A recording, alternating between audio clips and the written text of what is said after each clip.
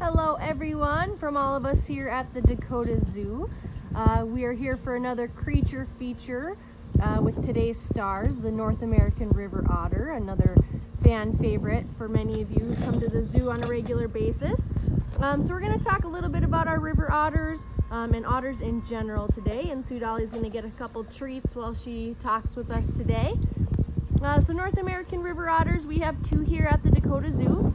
Sue Dolly, which is this otter right here.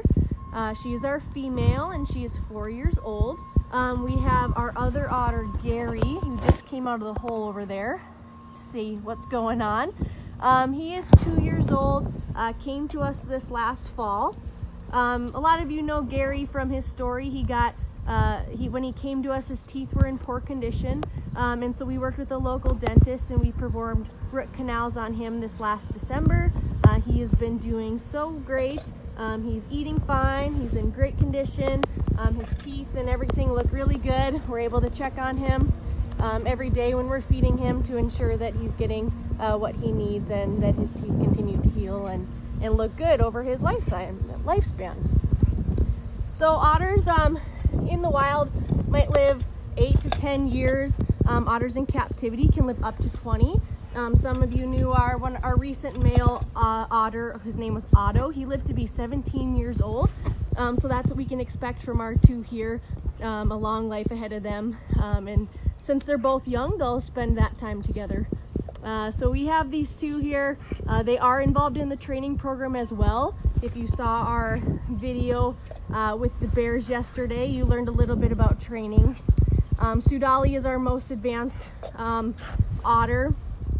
She knows lots of different behaviors inside and a couple outside. She'll go to her pool, which we'll ask her in a little bit. But inside she does things like vaccination training. We can look at her paws, we can look at her teeth, we can look at her belly, put them on the scale, lots of different behaviors like that. So the otters at the zoo eat a lot of different things. We try to give them a good variety, but they get kind of a meat diet. It's kind of a ground beef, similar to what you get for, when you're eating your ground hamburger. But this meat is formulated for captive carnivores. So it's made especially for animals in captivity, especially like our cats, our wolves. The otters get some of that too. But they also, one of their favorite treats is herring. So this is one of our herring fish. We order that for our bears, get it, as well as our otters, and our soon-to-be penguins will also eat herring. But that is one of their favorite treats. Otters in the wild eat a lot of fish and crustaceans, so the herring is definitely one of their favorite components of their diet. They also get a little bit of sweet potato or carrot, just for a little bit variety. Sometimes they are scavenging for vegetation and plants, so we just add a small amount to their diet just for the variety, as well as it helps keep their teeth clean. It's something, a different texture that works at their teeth. Let's see if she'll do a pool behavior for us. Sue Dolly, pool! So otters are pretty aquatic. They spend a lot of time in the water. Pool! Good girl!